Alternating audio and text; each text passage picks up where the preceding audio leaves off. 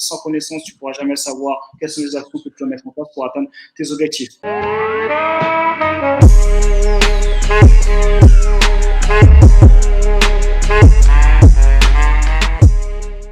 Alors, bonjour et bienvenue sur cette nouvelle vidéo. J'espère que les gars, vous allez bien depuis la dernière fois. N'hésite pas à t'abonner et à cliquer sur la cloche pour pouvoir recevoir toutes les notifications. Ici, c'est Jonathan Chi. Aujourd'hui, on va parler avec un entrepreneur à succès qui a des gros projets. C'est vraiment quelqu'un qui, chaque fois que je le vois, en fait, il passe toujours un palier supérieur. Donc, on va voir ça avec lui un petit peu son histoire. Je sais que vous aimez ça, vous êtes friands, les gars, des histoires, des interviews successful. Donc, voilà, je vous en donne. Donc, salut François, comment ça va? Très bien, merci Jonathan pour cet entretien, ça va être top. Ben, écoute, ça fait toujours plaisir de te voir sur la chaîne. François est déjà venu plusieurs fois. Et du coup, vas-y, en fait, présente-toi un petit peu. Comment tu as commencé, comment tu as voulu te lancer dans le business et jusqu'à aujourd'hui où tu en es et tes projets actuels. Ouais, bon, on va essayer de faire court parce que sinon on va partir sur un storytelling qui va durer 3 heures et c'est pas l'objectif.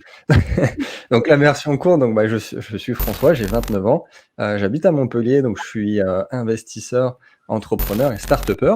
Et pour les intimes, je suis conférencier, auteur et formateur.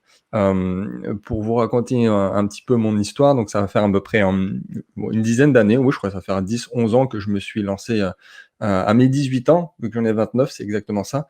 Je me suis lancé plus ou moins dans l'entrepreneuriat, dans l'investissement. Alors, j'ai plus un profil d'investisseur de base, où je me suis lancé d'abord, pour moi en premier bien évidemment, pour améliorer ma vie, pour améliorer ma future vie et surtout dans l'objectif de pouvoir faire les projets que je voulais absolument, qui me tenaient à cœur. Je voulais avoir une sécurité et pouvoir prendre des risques et même au pire des cas, si mes projets futurs allaient se casser la gueule, j'avais toujours mes investissements, alors, des choses assez classiques, l'immobilier, la bourse, la plupart des gens commencent par ça, et après des choses beaucoup plus alternatives. J'ai fait pas mal de contenu là-dessus, et ensuite c'est là qu'intervient, parce que pour moi tout est lié, on peut pas faire juste investisseur ou juste entrepreneur. Je pense qu'un entrepreneur, au bout d'un moment, il doit aussi apprendre à investir, et un investisseur, dans un sens, c'est quelqu'un qui entreprend, quoi. Et donc je suis tombé, on va dire, dans le milieu des startups vers 22-23 ans. Où là d'ailleurs, toi, pour le coup, tu dois connaître aussi, mais bon, j'habitais aux États-Unis et forcément là-bas, ils sont un peu plus en avance sur le reste du monde. Donc, et j'ai appris là-bas des choses que je ne savais pas du tout. Je suis tombé dans un milieu très particulier et j'ai appris des nouvelles choses en fait qui pour moi étaient inconnues, comme par exemple la thématique de la blockchain qui était encore très très peu connue, le monde des cryptos. Et je suis tombé là-dedans vers mes 22-23 ans et j'ai lancé plusieurs entreprises, plusieurs startups à ce moment-là, tout en parallèle. Continuer mes investissements à titre personnel. Donc ce qui fait que là, voilà, on va en reparler, j'espère, mais on lance aussi un nouveau projet de mon côté qui lie un peu toutes mes passions, tout ce que je viens de dire, c'est-à-dire à la fois le côté entrepreneuriat, le côté crypto et le fait de lier l'investissement à l'entrepreneuriat avec une vraie vision derrière du futur de l'économie. Ok, voilà, c'est énorme. Mais du coup, alors, comment tu as commencé? Parce que tu sais, il y a des gens, ils peuvent commencer, ils sont rien fait. Et là, tu leur dis, tu es investisseur, tu es aussi, là, mais voilà, concrètement, qu'est-ce que tu as fait? Comment tu fais pour pouvoir vivre aujourd'hui? Quels sont tes investissements? Dans quoi tu as investi? Alors, en fait, j'ai investi dans plusieurs choses, dans plusieurs domaines qui n'ont rien à voir.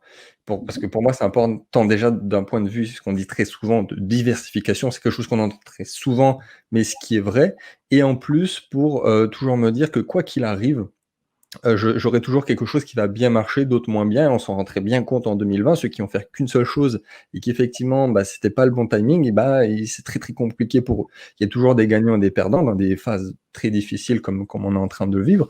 Mais dans l'objectif, c'était de vraiment avoir, on va dire, une vision très particulière de l'investissement, c'est-à-dire que je voulais systématiquement, j'étais un peu obsédé par ça, d'investir dans des choses de valeur, qui allaient prendre de la valeur. Alors, tu vas dire, oui, ça me semble évident, mais non, c'est-à-dire que là, beaucoup de gens investissent déjà sans savoir ce qu'il y a derrière, et surtout en écoutant le banquier, en écoutant ce qu'on dit à la télé, en écoutant même ce qui se trouve sur Internet, mais on va tomber très facilement dans ce qu'on appelle la financiarisation de l'économie, c'est-à-dire investir sur des actifs ou sur des choses qui en fait dans la vraie vie ne représentent rien, ou qui n'a véritablement pas de valeur.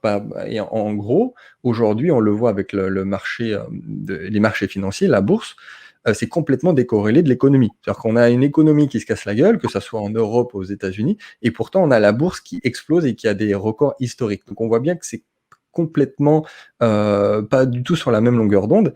Et ça, c'était une chose que je voulais surtout pas dans laquelle tomber. Et j'ai investi, c'est pour ça que je suis aussi un peu tombé dans des placements ou des investissements assez alternatifs, voire très alternatifs et exotiques, on peut donner des exemples, mais je sais que dans tous les cas, c'est quelque chose qui va prendre de la valeur et qui représente quelque chose dans la vraie vie. Dans tous les cas, je pourrais même l'utiliser par moi-même ou derrière essayer de l'optimiser, mais ne jamais tomber dans la financiarisation pure et dure, ce qui est un peu le grand mal du XXIe siècle. Alors, du coup, qu'est-ce que tu entends par des investissements alternatifs? Parce que du coup, tu es super technique et pour faire court, en gros, Alors, qu'est-ce que tu as fait et du coup, ça permet de rapporter, parce que maintenant, aujourd'hui, ça rapporte des revenus qui permettent de pouvoir vivre, oui. pouvoir être libre. Alors évidemment, le plus classique et qui rentre dans mes critères, là, de vraies choses qui représentent de la valeur dans la vraie vie, c'est l'immobilier. Alors ça, c'est le plus traditionnel, mais quoi qu'il arrive, on aura ce toit au-dessus de la tête, on peut même l'utiliser par nous-mêmes et si on imagine qu'il y a quelque chose de vraiment très grave qui arrive, et ça représente quelque chose, donc ça peut jamais atteindre zéro. Ça, c'est, on va dire, le domaine classique. Donc forcément, j'ai commencé par faire de l'immobilier à titre personnel, à investir d'abord en nom propre, puis en société, enfin on va pas rentrer dans les détails. Après, pour te donner d'autres exemples de choses qui répondent à mes critères, on va dire, ça peut être, je préfère investir grandement dans une startup, par exemple, dans du private equity. Private equity, pour ceux qui ne connaissent pas le mot, c'est investir dans une entreprise non cotée, hein, qui n'est pas cotée en bourse ou qui vient de se lancer, voilà, c'est une idée sur le papier où il y a juste un produit et on va investir là-dessus. Donc ça, c'est quand tu donnes ton argent là-dedans, ça va véritablement dans l'économie réelle, quoi. En fait, tu vas aider les porteurs de projets, tu vas payer les salaires des développeurs, enfin bref. Alors que si tu investis sur une action, il faut le savoir. Alors, je ne sais pas si les gens le savent, mais quand tu achètes une action, l'argent, elle va nulle part. Elle va pas, l'argent, il va pas aux travailleurs, il va pas aux salariés de la boîte, il va nulle part, en fait. C'est juste des marchés financiers virtualisés et ça ne représente rien dans la vraie vie. Et après, pour dire d'autres exemples de très alternatifs, du coup, voire exotiques, j'ai fait des déplacements dans des chevaux, dans du vin, dans l'art. Donc là, toi, c'est vraiment quelque chose de palpable. Si demain, c'est l'effondrement total, j'aurai toujours du vin à boire, toi, j'aurai toujours mes œuvres d'art qui seront là, j'aurai toujours mon cheval. Enfin, donc c'est vraiment quelque chose de valeur. Et dans tous les cas, normalement, c'est des choses qui prennent de la valeur au fil des mois, au fil des années, dans tous les cas. C'est-à-dire qu'il y ait une crise financière, économique, sanitaire, les gens se ruent là-dessus et dans tous les cas, ça représente quelque chose. D'accord. Donc, en gros, toi, aujourd'hui, tu vis uniquement d'investissement un peu par rapport à tous les critères que je viens de citer, quoi. C'est des choses qui prennent de la valeur constamment. Oui, oui, et puis bon, alors c'est un peu le système qui fait que c'est comme ça. Alors c'est sûr que quand on va voir son banquier, alors déjà, il faut savoir que son banquier, avant tout, c'est un commercial, il va prendre sa com sur ce qu'il va vendre et il est pas forcément là pour ton bien à toi personnel, hein. C'est sûr que même les gestionnaires de patrimoine, on va dire classiques, ils vont pas forcément te donner accès à ce genre d'informations. Ils vont te placer sur certaines choses, sur certaines assurances vie qui, elle, en fait, va investir sur les marchés financiers des grosses entreprises et des gros industriels. Donc, on retombe dans ce que je disais tout à l'heure, la financiarisation de l'économie. Et à l'inverse, ce genre de placement, peut prendre beaucoup plus de valeur. Et dans tous les cas, ça en prend. Donc là, pour te répondre directement, oui, du coup, j'en vis. Et il faut en faire en fait un savant mélange entre des placements qui vont te générer des revenus récurrents à l'immobilier, voilà, des loyers, ça c'est du récurrent. Et ensuite, ce récurrent va te permettre d'aller chercher d'autres placements type où on va chercher de la plus-value, où c'est pas grave de pas avoir des revenus tous les mois, même toutes les années, mais si tu fais un x5, un x10 sur 2, 3 ans, 5 ans, et ben ça, le jeu en vaut la chandelle. Donc un savant mélange entre du placement récurrent sécuritaire et quelque chose qui peut t'amener une grosse plus-value tout en injectant en fait ton cash dans l'économie réelle, ce qui est très important pour moi. D'accord. Donc, en gros, donc, en fait, ce que toi tu conseilles, par rapport à ton expérience, ça fait un moment que tu investis. En gros, il faudrait déjà partir sur un truc solide, par exemple, comme quelque chose de récurrent qui te permet de pouvoir vivre au moins et Ouais, ne pas te prendre la oui. tête sur comment tu vas vivre demain, un truc récurrent comme l'immobilier. Et après, directement partir sur l'économie réelle. Ce que tu veux dire, c'est investir dans des startups, des choses comme ça. Voilà. Parce que en fait, c'est même très simple, même quelqu'un qui connaît rien, il comprend très facilement que, investir, après même que ce soit une start-up ou un cheval, je reprends souvent l'exemple, tu vois? Et que tu as ton retour sur investissement dans 3 ans, dans 5 ans, tu peux pas en vivre. Donc pendant ces 3 à 5 ans, bah, il faut bien que tu te nourrisses, il faut bien que tu payes ton loyer, donc ça vient dans un second temps pour moi. Alors qu'à l'inverse, quelque chose qui va te permettre de créer un vrai patrimoine, non seulement en plus c'est beaucoup plus sécuritaire parce que c'est quelque chose que tu ne peux pas perdre et en plus ça va t'apporter des revenus récurrents. Il y a pas que l'IMO, mais c'est sûr que quand même ça je pense que n'importe quel investisseur digne de ce nom tombe un jour ou l'autre dans l'immobilier.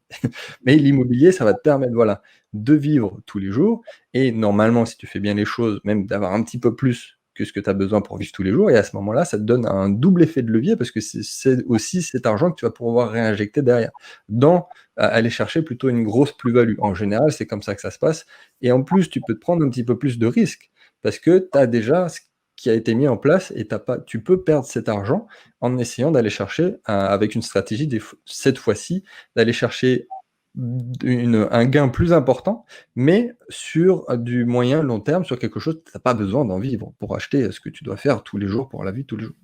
Et du coup, donc je sais que tu as des grosses notions au niveau de la crypto-monnaie. Alors du coup, les crypto-monnaies, où est-ce que ça se situe par rapport à ton raisonnement? Alors la crypto alors là aussi, c'est une très, très bonne question. Il faut toujours mettre les points sur les i. Il y a des gens, par exemple, qui vont faire ce qu'on appelle du trading. Ça, c'est une activité professionnelle et le trading, on peut se tirer des revenus. On peut tout simplement en vivre du trading. Tous les mois, on va avoir certains gains, mais c'est pas forcément là que je veux venir. C'est par contre de l'investissement ce qu'on appelle de l'analyse fondamentale, où on va regarder en fait les projets qui sont très bien sur le papier, avec une très bonne équipe, avec, un projet de fou, avec une vraie vision. Et pour moi, le marché des cryptos, c'est quasiment la même chose qu'investir dans des startups. Parce que la plupart des gens ne le savent pas que les crypto-monnaies, en fait, c'est pas des monnaies. C'est derrière, c'est des cryptos actifs et derrière, il y a une équipe, il y a un projet, il y a une vision et on va investir dessus en se disant: «OK, le projet est très, très, très bien, moi, ça me parle, j'ai des appétences sur ce domaine, je vais investir dessus sur 1 an, 2 ans, 3 ans.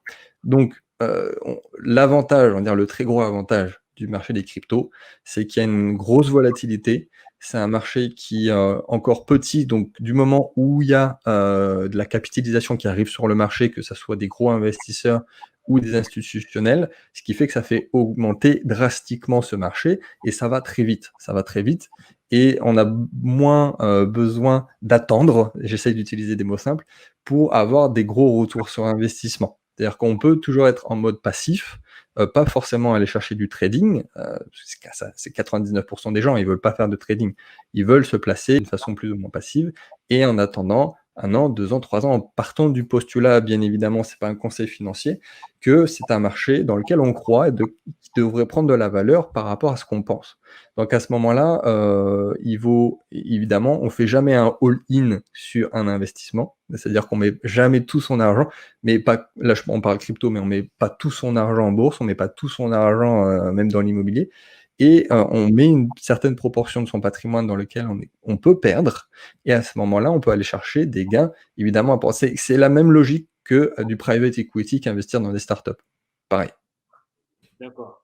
Donc pour toi, déjà, par exemple, il faudrait se renseigner un peu sur le projet de la crypto dans laquelle on veut investir, quoi. Enfin, Bah, ouais, en fait, tu vois, si tu regardes même sur les sites en question, tu vas te rendre compte qu'il y a des milliers de cryptos et là, tu te dis: «Mais pourquoi il y a des milliers de cryptos? Tu en as pas besoin des milliers, est-ce que c'est tous le même, qui essaye de copier le Bitcoin ou Ethereum?»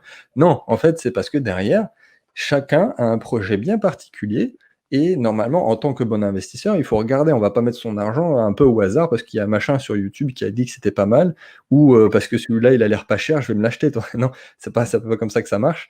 En fait, il faut analyser un minimum, bah, qui y a derrière, mais c'est même le plus important qu'il y a derrière, parce que tu peux, comme je le dis souvent, tu peux avoir une équipe du tonnerre avec un projet moyen, il ira beaucoup plus loin qu'un projet qui a l'air ouf, mais avec des quiches derrière. C'est-à-dire que ça ira pas très, très loin. Donc qui sont les gens qui le lancent? Quel est leur CV? Quelle est leur expertise? Et ensuite, évidemment, quel est le projet? Est-ce qu'il y a de la concurrence? Quelle est la vision? Quelle est leur stratégie marketing, technique? Tout ça fait que, c'est un projet, c'est une entreprise, c'est une société avec des gens qui travaillent et on peut investir indirectement sur eux via un cryptoactif, un token, ce qu'on appelle un token en français, c'est un jeton et on va placer son argent du coup sur la blockchain via ce token qui en fait représente, cette société. Ok, ok. Donc là, on voit vraiment que tu es vraiment affûté au niveau de l'investissement. Donc merci de partager tous ces conseils avec la communauté. Donc du coup, je sais que là, tu te lances sur un nouveau projet. Est-ce que tu peux en parler un peu? Alors on lance, notre projet qui s'appelle Lord Token. Donc Lord Token, c'est une plateforme européenne, qui permet l'échange de crypto-monnaies et de tokens avec un accompagnement haut de gamme. C'est-à-dire que c'est vraiment un accompagnement humain premium, plus des services en interne d'investissement qu'on retrouve nulle part ailleurs. Alors, je dis «nous» parce que je suis pas tout seul ici. Je suis avec un ami entrepreneur, serial investisseur aussi, qui s'appelle Nicolas et à l'origine du projet, c'est une rencontre, en fait, on va dire, entre 2 entrepreneurs qui avaient la même passion commune, qui était la crypto. Alors on s'est dit: «Qu'est-ce qui n'allait pas? Sur quoi on voulait aller?» On va pouvoir en discuter aussi de pourquoi on lance ce projet vis-à-vis de la concurrence. Mais ici, leur token, c'est vraiment la réflexion autour de l'avenir de notre système monétaire vis-à-vis de voilà, qu'est-ce que ça va devenir l'euro, le dollar, l'ensemble du fiduciaire, en fait, qui est simplement pas forcément l'avenir, c'est pas forcément demain qu'il y aura une meilleure vision sur le fiduciaire.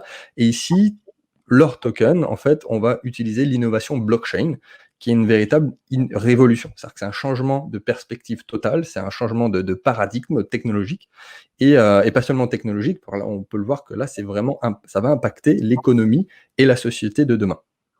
Et alors du coup, c'est quoi token d'ailleurs? Alors token, token donc en français c'est un jeton et c'est l'ensemble des cryptoactifs. En fait, il y a 2 sortes de tokens. Il y a un token on appelait utilitaire, ça c'est la plupart des cryptoactifs que les gens connaissent, le Bitcoin, l'Ethereum, on va l'utiliser parce qu'il y a une utilité. Le Bitcoin, on l'utilise parce que normalement, on veut remplacer le système d'échange. Tu auras tant d'argent, bah là c'est en Bitcoin, donc c'est utilité. Et ensuite, il y a l'autre famille de tokens qu'on appelle des securities, qui en fait, qui sont beaucoup moins connus, puisqu'on retrouve très très peu d'utilities sur l'ensemble du marché des cryptos, et qui représentent en fait quelque chose dans la vraie vie, c'est adossé à un actif réel dans la vraie vie. Par exemple, si on veut un bien immobilier, on peut le diviser en X parts, qui seront des tokens et ce token représente une petite part de ce bien immobilier dans la vraie vie. Donc c'est adossé à quelque chose qui a de la vraie valeur dans la vraie vie. D'accord. Et donc ici, c'est ce qu'on veut représenter. Donc les cryptoactifs que tout le monde connaît, plus les tokens securities en plus des securities. Donc du coup, ce que tu proposerais, ce serait que, par exemple, qu'on puisse acheter via des crypto-monnaies, enfin, pour un exemple, une partie d'un immobilier, par exemple. Tout à fait, tout à fait. Et c'est là que tu te rends compte que c'est assez, évidemment, à la fois génial, mais ahurissant comme idée, c'est que tout ce qui a de la valeur dans la vraie vie peut être tokenisé. C'est-à-dire que là, on parle d'immobilier, mais ça peut être un tableau d'art, ça peut être la Joconde, comme ça peut être un joueur de foot. Du moment que ça crée de la valeur et que ça rapporte et qu'il y a des revenus, qu'il y a des gains et que c'est normalement quelque chose qui peut prendre de la valeur dans le temps, tu peux tokeniser et c'est un securities, quelque chose qui représente de la valeur dans la vraie vie. Waouh, ça, c'est un truc énorme, ça ressemble au futur, là. Mais du coup, Mais bien sûr, c'est pour ça qu'on lance le projet là. mais du coup, alors, mais quelle est la différence, quel est l'avantage pour moi, par exemple, parce que je sais que tu peux le faire aussi, ça, via la bourse, prendre une partie en action, je ne sais plus comment ça s'appelle ça, mais bref, une partie en action par Oui. rapport à la monnaie. Alors, bah, déjà, il y a plusieurs avantages qu'on va dire techniques. Les avantages techniques, c'est, déjà les frais. C'est-à-dire qu'aujourd'hui, si tu vas acheter une action, enfin même des fois tu passes par des brokers, tu passes par et tu vas payer des frais. Ici, les frais sont infimes. C'est-à-dire que tu passes par la blockchain, en fait, tu décentralises complètement les marchés. Donc forcément, s'il n'y a plus personne, tu n'as plus d'intermédiaire, machin chose, ben, ça coûte plus rien. Ça, c'est de la technique pure. Un autre caractéristique technique, la rapidité. La rapidité, c'est-à-dire qu'aujourd'hui, que tu veux faire une transaction immobilière, ça va te prendre 3 mois à 6 mois. Tu veux, même au niveau des actions, ça marchait. Bon, c'est un des marchés les plus liquides, mais c'est pas la folie. Aujourd'hui, sur la blockchain, tu appuies sur clic, la personne, ça y est, dans le quart de seconde, c'est fait. Aujourd'hui, si tu veux faire un virement à quelqu'un, si c'est en France, ça met 24, 48 heures, même 72 heures. Si tu envoies ça à l'autre bout de la planète, ça va prendre une semaine. Aujourd'hui, tu vas envoyer, bon, on va prendre le cas le plus connu, du Bitcoin, mais dans le quart d'heure, il le reçoit, toi. Donc, le frais, la rapidité et la liquidité et la décentralisation. C'est-à-dire que tu n'as plus des tiers de confiance qui sont là et qui vont prendre leur com. Tu as plein d'avantages techniques. Et pour rajouter une couche pour ne plus parler de la technique, il y a aussi l'aspect que c'est quelque chose qui peut être fait sur tout. Parce que là, OK, on parle des actions. On peut dire que oui, OK, les actions, ça représente une petite boule d'entreprise, ce qui est vrai. Quand tu deviens actionnaire de Total, tu as un petit bout de Total. Mais c'est tout. C'est-à-dire que ça représente les entreprises. Demain, tu veux tokeniser ce que tu as dans la vraie vie, tu veux tokeniser ton chalet en Savoie, tu veux tokeniser le tableau qu'il y a dans ton salon, tu peux le faire. Tu ne peux pas le faire, ça, sur le marché de bourse, toi. Donc, tu as les aspects techniques, rapidité, les coûts, décentralisation, la liquidité, et l'aspect que tu peux tout tokeniser. Donc, limite, si je comprends bien, là, en gros, je pourrais, par exemple, tout tokeniser et du coup, tout serait sur les crypto-monnaies, en fait. Tout serait sur les... Alors, les crypto-monnaies, en fait, c'est ce qui donne forme à la blockchain. C'est-à-dire un peu comme Internet, en gros, aujourd'hui, toi et ceux qui nous écoutent, on utilise Internet, mais je n'ai aucune idée de comment ça marche en vrai. De comment c'est fait derrière, de comment, en fait, on utilise Internet aujourd'hui. Ça, c'est un peu la même chose. C'est-à-dire qu'il y a la technologie blockchain. Bon, pour le grand public, on s'en fout un petit peu de comment ça marche. Alors, je sais comment ça marche, mais on s'en fout un peu. Par contre, ce qui donne forme à la blockchain, c'est les cryptos. Un peu comme ce qui donne forme à la technologie Internet, en fait, c'est le HTTP. C'est parce que tu vas sur des sites, parce que tu as un ordinateur et que tu peux voir ta page web.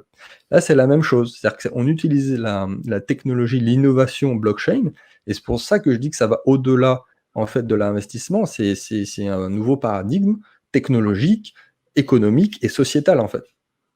D'accord. Et donc, du coup, toi, quel est ton avis par rapport tout ce qui est monnaie classique, dollar, je compris dans la situation actuelle, dollar, Ouais. euro.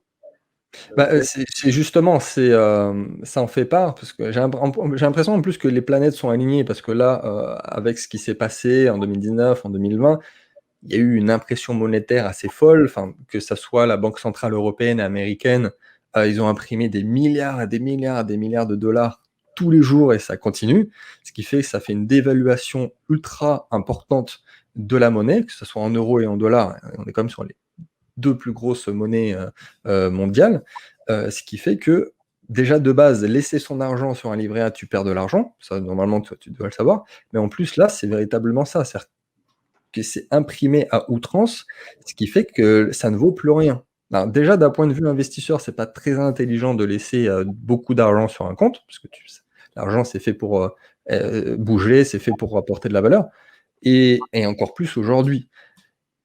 Normalement, les cryptos, à commencer par le Bitcoin, ça fera qu'il y a un nombre fini, on ne peut pas en réimprimer, il n'y a pas de tiers de confiance, là en l'occurrence la banque centrale qui peut donner son avis, non, parce que c'est décentralisé, donc c'est l'ensemble des utilisateurs qui l'utilisent. Tu n'as pas un mec qui est plus important que les autres. Et c'est en fait la philosophie de base du Bitcoin, c'est ça. Et globalement, là on parle de finance pure, mais les cryptos, c'est la même idée, les tokens, c'est la même idée. C'est-à-dire que tu n'as pas d'intermédiaire, tout le monde est au même niveau, tout le monde peut faire ses petites affaires, peut échanger tel token, tu peux échanger un token immobilier contre un token d'un tableau, par exemple. D'accord. Ok. Alors, du coup, token, Leur token, c'est ça. Lord Token, du coup, qu'est-ce qu'il fait? Alors, imagine, moi, je rentrais dans Lord Token. Comment ça se passe? C'est quoi le service? C'est quoi exactement?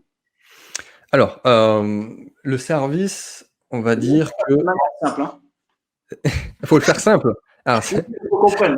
Il faut ça, qu'un ça enfant va bien. de 10 ans comprenne. Si jamais. Alors déjà, on va dire qu'on va parler un petit peu de ce qui se fait aussi à côté sur le marché des cryptos. On va parler de la concurrence. La Ok. concurrence, pour ceux qui sont un peu technophiles et qui s'y connaissent un petit peu en crypto, bon, c'est les concurrents directs, c'est-à-dire c'est les plateformes d'échange qu'on connaît déjà un petit peu tous, c'est Kraken, Binance, Coinbase, tu dois connaître d'ailleurs, Jonathan. Et il y a des choses qu'on a vues en tant qu'utilisateur, moi le premier, et qui n'allaient pas forcément. Et ici, on va dire, allez, on va donner 3 points importants qui fait que notre service potentiellement peut résoudre certains de leurs problèmes. Alors déjà, le service 5 étoiles qu'on veut mettre en place, c'est clé de voûte de notre projet. C'est-à-dire qu'on est convaincu déjà que toute l'Europe sera sensible au support client français. Avec, voilà, tu as quelqu'un au téléphone, si tu as un problème, ça aujourd'hui, tu peux pas. Genre Kraken, tu as un problème, tu écris un message en anglais sur le support, 3 jours après, tu as la réponse, mais tu peux pas avoir quelqu'un au téléphone. Encore moins, encore moins en français. Donc, ce qui limite drastiquement les personnes qui sont sur le marché. Parce que là, OK, on est sur le début de l'innovation.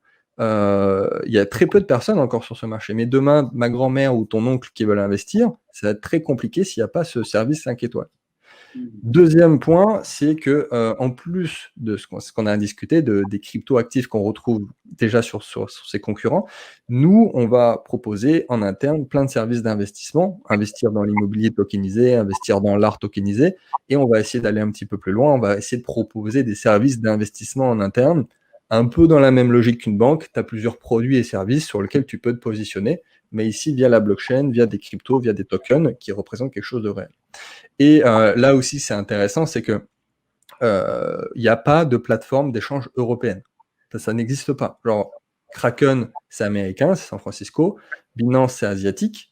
En Europe, il n'y en a pas. Et on a établi un partenariat avec un gros acteur, dont on le dira plus au jour de la levée de fonds, mais qui fait que le premier jour, quand on va démarrer, on aura plus de 3 milliards de liquidités par jour, ce qui fera de nous, en fait, dès le premier jour, la plus grosse plateforme d'Europe.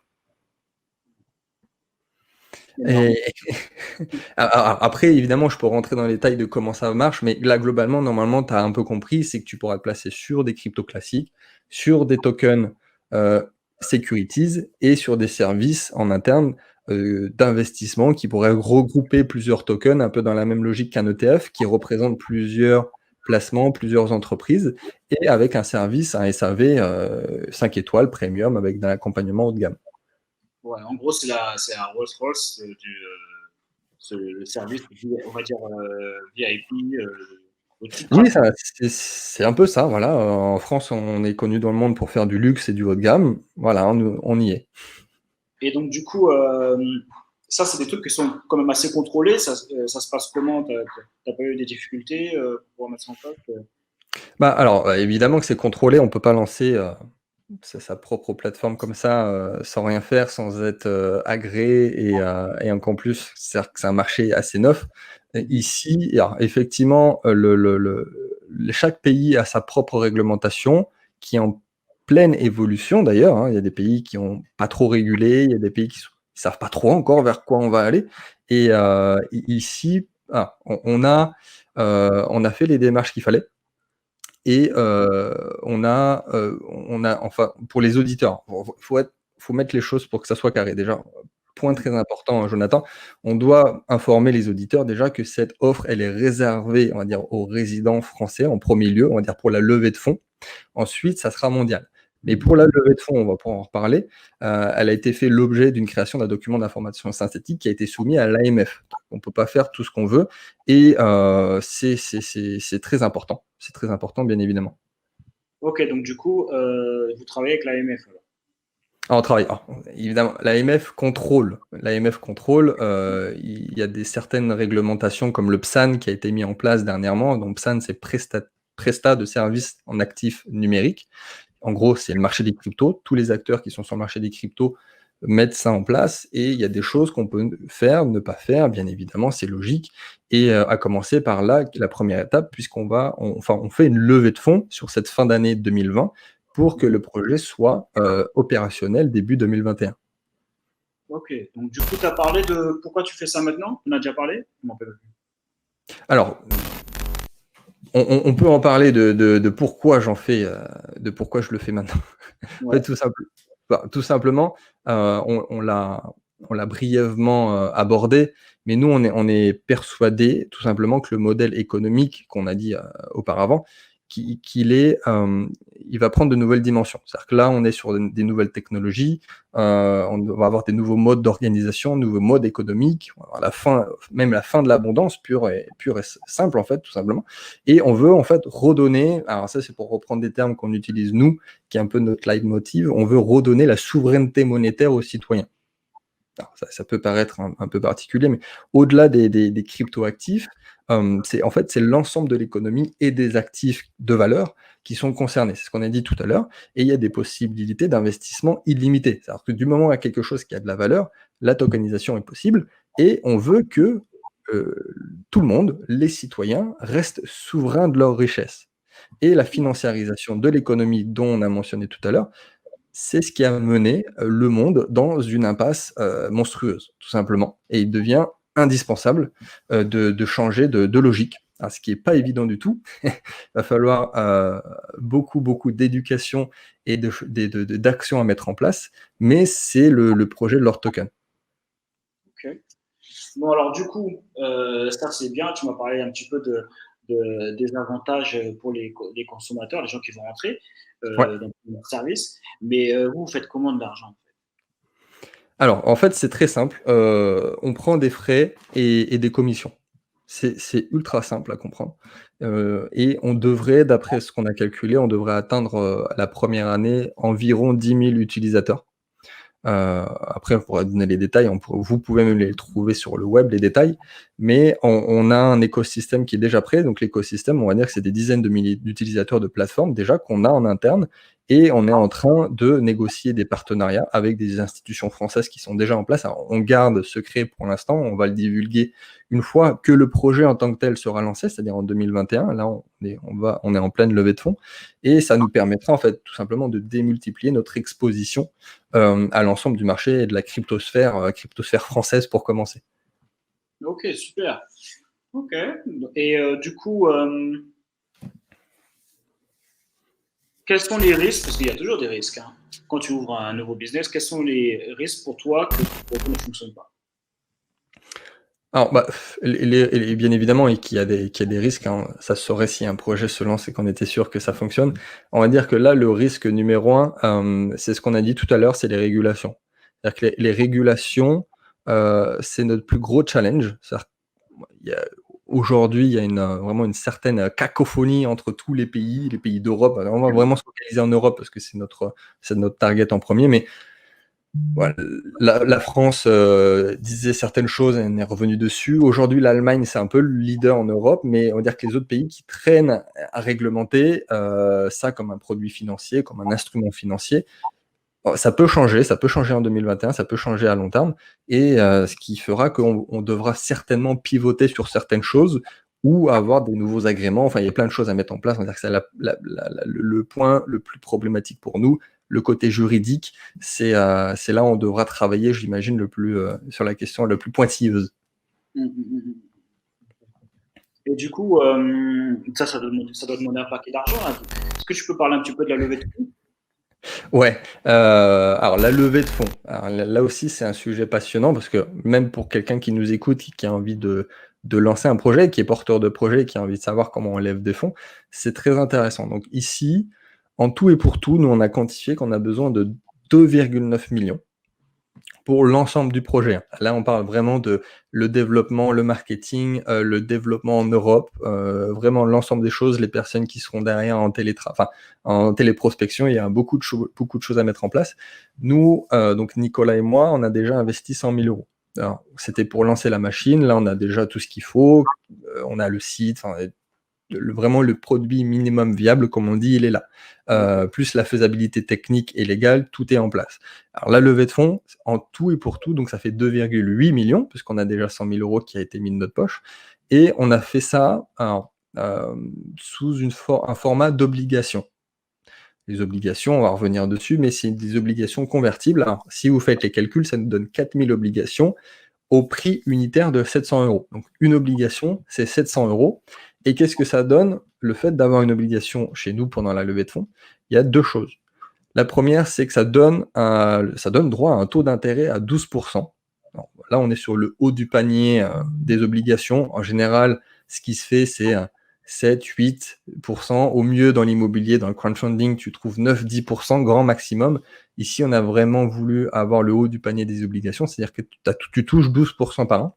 Et en plus, comme c'est une obligation convertible, c'est-à-dire que ça donne droit, en cas de conversion à la fin du contrat, ça te donne droit à 0,01% de l'entreprise, des actions de la société.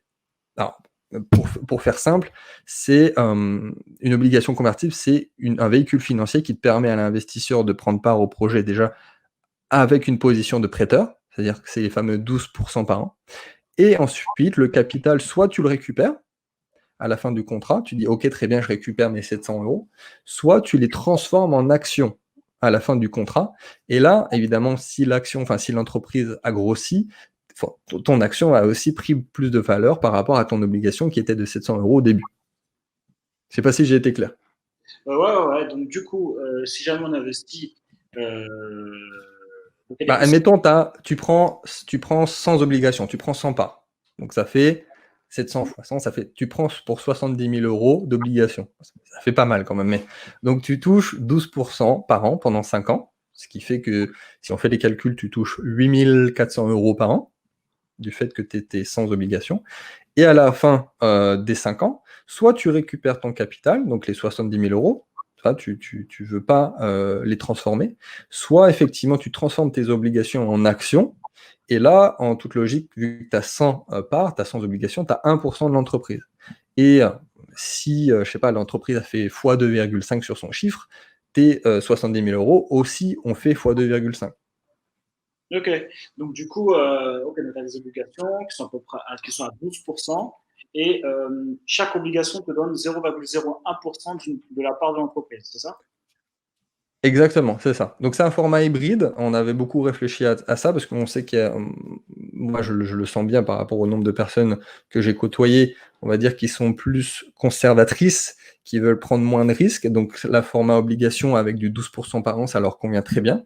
Et ce sont aussi des personnes qui n'ont pas l'habitude d'investir dans des startups, qui n'ont pas l'habitude d'investir dans du private equity, ce qui fait que ça leur va bien, plus le fait que derrière, c'est une obligation convertible en action. Et à ce moment-là, 5 ans après, effectivement, tu peux soit récupérer le capital, soit les transformer en actions, et c'est toujours proportionnel au nombre de parts que tu auras prises aujourd'hui, par exemple. D'accord, donc du coup, si jamais la société dans 5 ans, elle a explosé, Voilà, tu auras toujours 1% de l'entreprise. Si tu auras pris 1% aujourd'hui, dans 5 ans, tu seras toujours 1% de l'entreprise. C'est ça. d'accord. Ok, énorme. Et donc du coup, tout le monde peut investir dans ton entreprise? Alors, tout le monde. C'est ce qu'on a dit tout à l'heure, c'est la levée de fonds, vraiment pour que ça soit concret, la levée de fonds, elle est réservée aux résidents français. Et le projet, c'est-à-dire que pour reprendre globalement le terme, c'est-à-dire que le document d'information synthétique a été soumis à l'AMF. Donc vous pouvez vérifier, vous pourrez regarder en détail. Et voilà, donc c'est réservé aux résidents français. C'est comme ça que ça fonctionne, c'est l'obligation qui a été faite en France. Et il y a un minimum pour investir, ça se passe comment? Du coup, c'est une obligation, donc c'est 700 euros. Et après, tu peux prendre le nombre d'obligations que tu veux, hein, bien évidemment. D'accord, ok. Ok, en tout cas, le projet il est vraiment énorme, hein, c'est vraiment un gros truc. C'est sûr que ça fonctionne déjà aux États-Unis. Il y a déjà une plateforme aux États-Unis qui fonctionne, et il n'y en a pas en Europe. Ouais, ce serait énorme. On sait que le projet a un gros potentiel. C'est pas évident à tout mettre en place par rapport à ce qu'on veut véritablement. Mais c'est la suite logique que Nicolas et moi avons mis en place déjà à titre personnel, dans notre patrimoine personnel et de nos activités professionnelles. Donc c'est une logique. C'est le futur. On est persuadé, voilà, que c'est le futur du système économique et financier de demain, oui. Bon, du coup, comme tu peux le constater, on n'a pas les mêmes vêtements. Enfin, en tout cas, moi, j'ai pas les mêmes vêtements, je sais pas. Maintenant, on sait pas. Petit peu, là, si.